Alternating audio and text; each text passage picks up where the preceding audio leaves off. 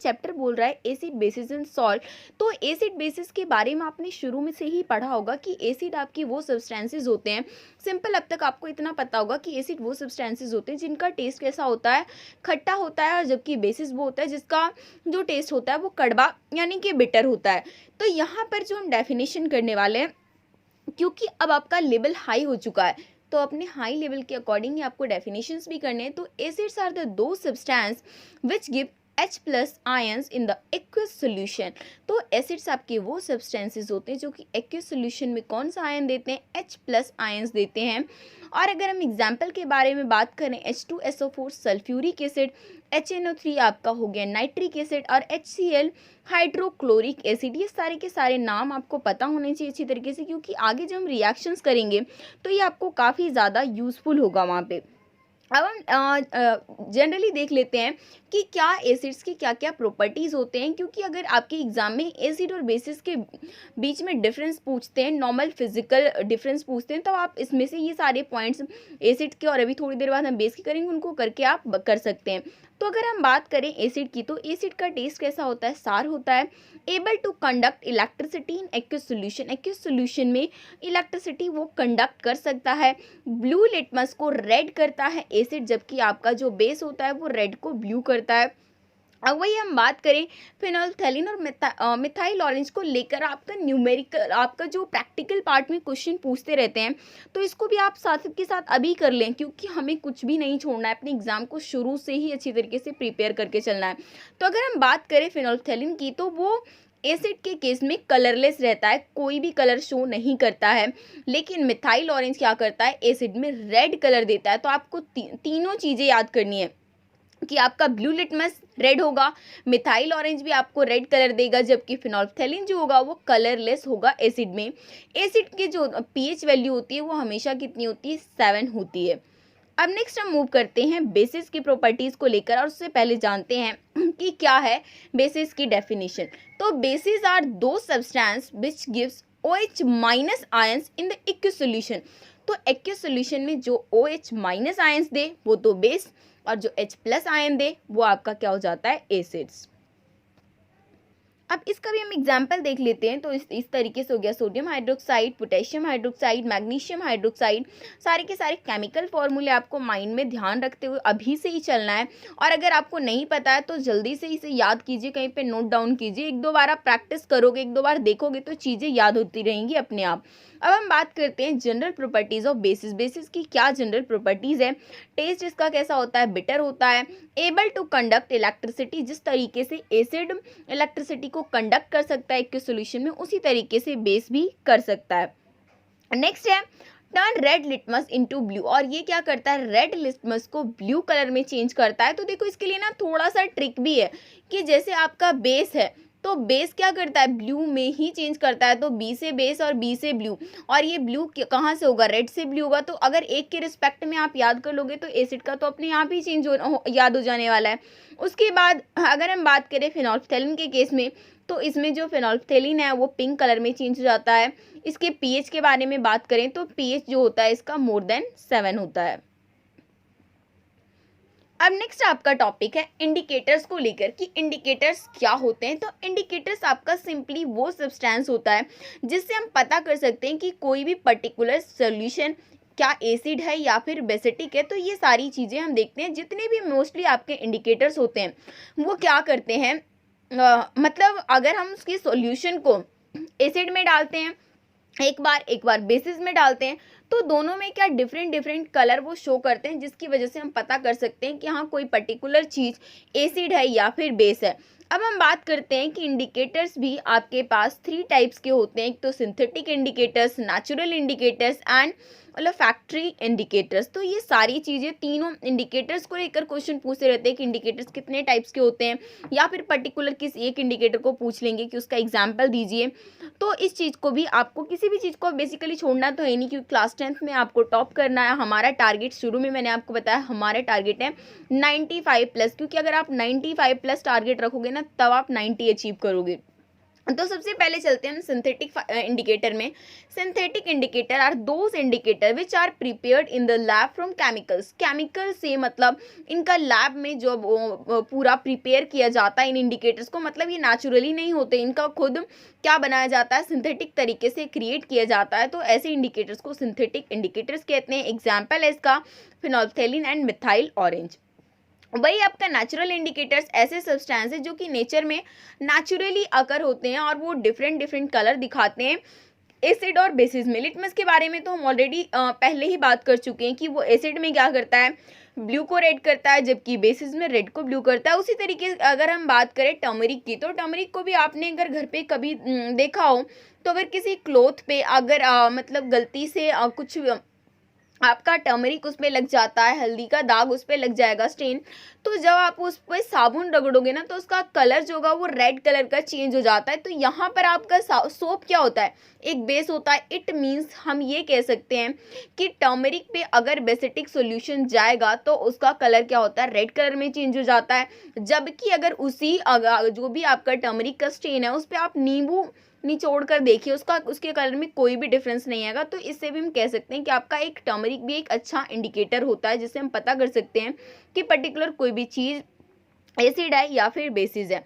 अब थर्ड है हमारा ओलोफैक्टरी इंडिकेटर्स। ये ऐसे इंडिकेटर्स होते हैं जो कि सब्सटेंस मतलब कि ये ऐसी स्मेल में चेंज कर देते हैं जिससे कि मतलब एसिड में उस पर्टिकुलर चीज़ को डालोगे तो कुछ अलग स्मेल आएगा, बेसिस में डालोगे तो कुछ अलग ही स्मेल होगा। तो ये बेसिकली उनके लिए काफ़ी सही है जो कि ब्लाइंड लोगों के लिए इन इंडिकेटर्स को यूज़ किया जाता है।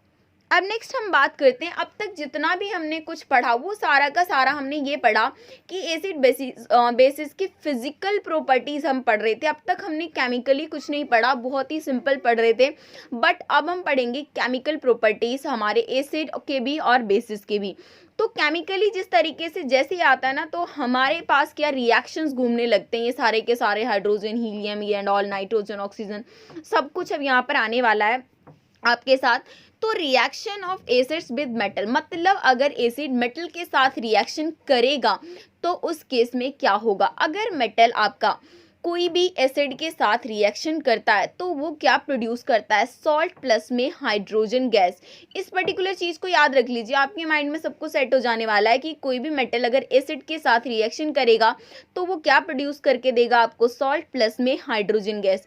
तो यहाँ पर जिंक आपका मेटल है, इसने हाइड्रोक्लोरिक एसिड के साथ रिएक्शन किया तो क्या बना, सॉल्ट बन गया, जिंक का salt, that is zinc chloride, plus में हाइड्रोजन गैस भी इसने रिलीज कर दी। तो ये फर्स्ट केमिकल प्रॉपर्टीज हो गई हमारी एसिड की। अब उसी तरीके से बेसिस का भी हम साथ में ही करते रहेंगे क्योंकि दोनों की प्रॉपर्टीज ऑलमोस्ट सेम है। तो हम बात करते हैं कि अगर बेस अगर मेटल के साथ रिएक्शन करेगा तो उस सिचुएशन में क्या होगा, सेम सिचुएशन जैसे एसिड करता है। अगर मेटल बेस के साथ भी रिएक्शन करेगा तो सॉल्ट बनाएगा, प्लस में हाइड्रोजन गैस ही बनाएगा, जैसे यहाँ पर आपका जिंक है। अब यहाँ पर हमारा बेस है क्योंकि OH यहाँ बेस को ना आप OH से ही पकड़ सकते हो। यहाँ पर सोडियम हाइड्रोक्साइड है, इसने रिएक्शन करके क्या बना दिया, सोडियम जिंक ऑक्साइड प्लस में हाइड्रोजन गैस। अब नेक्स्ट प्रॉपर्टीज की तरफ मूव करते हैं कि अगर आपका जो एसिड है वो मेटल कार्बोनेट के साथ, कोई भी मेटल है जैसे आपका जिंक है तो जिंक कार्बोनेट के साथ, तो उस चीज़ के साथ, या फिर सोडियम है तो सोडियम कार्बोनेट के साथ, या फिर उस मेटल के हाइड्रोजन के कार्बोनेट के साथ अगर एसिड रिएक्शन करेगा तो उस सिचुएशन में क्या होगा, तो उस सिचुएशन में आपका क्या होगा, सॉल्ट बनेगा plus carbon dioxide plus water. तो इन सारी चीज़ों को आपको बहुत ही अच्छी तरीके से अपने माइंड में सेट कर लेना है क्योंकि ये आपके वन लाइनर्स के भी क्वेश्चन बनते रहते हैं कि क्या होगा अगर एसिड जो है वो मेटल के कार्बोनेट के साथ रिएक्शन करेगा, उसके साथ रिएक्ट करेगा। तो यहाँ पर एग्जाम्पल से मैंने साथ में दिया क्योंकि एग्जाम्पल भी याद रखोगे ना तो काफ़ी बेहतरीन होगा। जैसे यहाँ पे हम कार्बोनेट को लेकर सबसे हमारा फर्स्ट एग्जाम्पल है, जैसे सोडियम कार्बोनेट ने हाइड्रोक्लोरिक एसिड के साथ रिएक्शन करा तो क्या बनाया, उसने सॉल्ट बनाया NaCl, प्लस में कार्बन डाइऑक्साइड एंड H2O उसने रिलीज करी है। वही अगर हम बात करें दूसरा सोडियम हाइड्रोजन कार्बोनेट, उसने भी HCl के साथ रिएक्शन करके वही पर्टिकुलर सारी चीज़ें बनाई है। अब यहाँ पर आपके पास ध्यान देने वाली ये बात है कि जो एसिड्स है ना वो तो मेटल कार्बोनेट या फिर मेटल के हाइड्रोजन कार्बोनेट के साथ रिएक्शन कर सकते हैं बट बेस ऐसा नहीं कर सकता, इसीलिए बेस को लेकर इसकी कोई भी रिएक्शन नहीं है। अब नेक्स्ट हम करते हैं reaction of metallic oxide with acid, मतलब एसिड के साथ अब मेटल के ऑक्साइड जब रिएक्शन करेंगे तो क्या होगा। मेटल का ऑक्साइड जब भी आपका एसिड के साथ रिएक्शन करेगा तो वो क्या बनाएगा, सॉल्ट बनाएगा प्लस में वाटर बनाएगा। तो मेटल ऑक्साइड यहाँ पर देख लीजिए, कॉपर हमारे एक मेटल है, कॉपर के ऑक्साइड के साथ हाँ जो आपका सल्फ्यूरिक एसिड H2SO4 ने जब रिएक्शन करा तो क्या बना दिया इसने, कॉपर सल्फेट प्लस H2O। साथ में आप फर्स्ट चैप्टर को भी रिवाइज करते रहिए कि मैंने आपको बताया था डिस्प्लेसमेंट रिएक्शन, डबल डिस्प्लेसमेंट, ये सारी की सारी चीज़ें यहाँ पर अप्लाई भी हो रही है। अगर आप ध्यान से देखोगे तो इन दोनों ने अपने आयंस ही तो चेंज किए हैं। अब नेक्स्ट हम करते हैं reaction of metallic oxide with basis. तो जिस तरीके से एसिड सॉल्ट और वाटर बनाता है अगर वो मेटल ऑक्साइड के साथ रिएक्ट करता है, उस तरीके से बेसिस भी आपका मेटल ऑक्साइड के साथ रिएक्शन करके आपका क्या बनाता है, सॉल्ट प्लस में वाटर ही बनाते हैं। तो यहाँ पर हम बात करते हैं कि non metallic oxide, metallic oxide मतलब यहाँ पर देखिए हम नॉन मेटल के साथ चलेंगे, क्योंकि अगर देखिए अब पहली बात तो यहाँ पर जब आपने पढ़ा था जो आपके मेटेलिक ऑक्साइड होते हैं, मतलब मेटल का ऑक्साइड जो बनता है तो बेसिक की तरह बिहेवियर करता है, जबकि आपकी नॉन मेटेलिक ऑक्साइड जो होती हैं वही एसिड के साथ करेंगे। और क्योंकि इन्हें बेस के साथ रिएक्शन करवाना है तो इसीलिए एक एसिड और एक बेस रहेगा, तभी तो आप सॉल्ट बनना है, क्योंकि न्यूट्रलाइजेशन रिएक्शन के बारे में भी आपने पढ़ा होगा, अभी अभी हम पढ़ेंगे भी। तो उस केस में भी आपका वही सॉल्ट प्लस में वाटर होगा। यहाँ पर SO2 आपका सल्फर ऑक्साइड ने सोडियम हाइड्रोक्साइड के साथ रिएक्शन किया और इसने बना दिया सोडियम सल्फेट प्लस में H2O रिलीज कर दिया। अब नेक्स्ट करते हैं एक दो टॉपिक जिसको लेकर 1 मार्क्स, क्योंकि आजकल जो CBSE का ट्रेंड है ना, जैसे आपको 3 मार्क्स का भी क्वेश्चन पूछेगी, 2 मार्क्स का एक अलग क्वेश्चन कर दिया, 1 मार्क्स का क्वेश्चन अलग कर दिया, 5 में भी क्या करती है 2-3 टुकड़ों में तोड़ देती है। तो इसलिए आप किसी भी एक सिंगल टॉपिक को छोड़ नहीं सकते। तो हम देखते हैं कि हमारा एल्कलीज क्या होता है। तो alkalis are those bases which dissolve in water, मतलब ऐसा बेस जो कि वाटर में डिजॉल्व हो जाए उसे हम क्या कहते हैं, एल्कलीज कहते हैं। और ये आपका होता है sodium hydroxide, potassium hydroxide and calcium hydroxide. Next neutralisation reaction. Neutralisation reaction ऐसा होता है जब आपका एक एसिड प्लस में बेस जब रिएक्शन करते हैं तो क्या बनाते हैं, सॉल्ट प्लस में वाटर। तो इस चीज़ को हम क्या कहते हैं, न्यूट्रलाइजेशन रिएक्शन। मतलब एक जहाँ पर एसिड और बेस दोनों मिलते हैं तो वहाँ पर क्या बन जाते हैं, दोनों को न्यूट्रलाइजेशन करके एक सॉल्ट बना देते, प्लस में वाटर भी वहाँ से रिलीज होती है।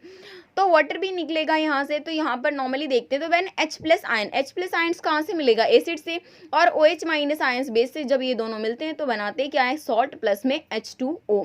रिएक्शन ये बहुत ही पॉपुलर है कि आपका हाइड्रोक्लोरिक एसिड एंड प्लस में सोडियम हाइड्रोक्साइड जब रिएक्ट करते हैं तो हमारा क्या बनाते हैं, कॉमन सॉल्ट NaCl।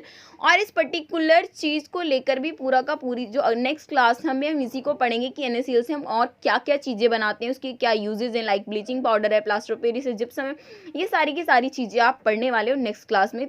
तो उसके लिए भी आप काफ़ी एक्साइटेड रहिए, काफ़ी मज़ा आने वाला है। तो वो सारी चीज़ें जब आप पढ़ोगे ना, क्योंकि केमिस्ट्री जो है ना आपकी रेगुलर लाइफ से बहुत ज़्यादा रिलेट करती है, तो उस चीज़ को पढ़ोगे ना तो आपको भी काफ़ी मज़ा आएगा।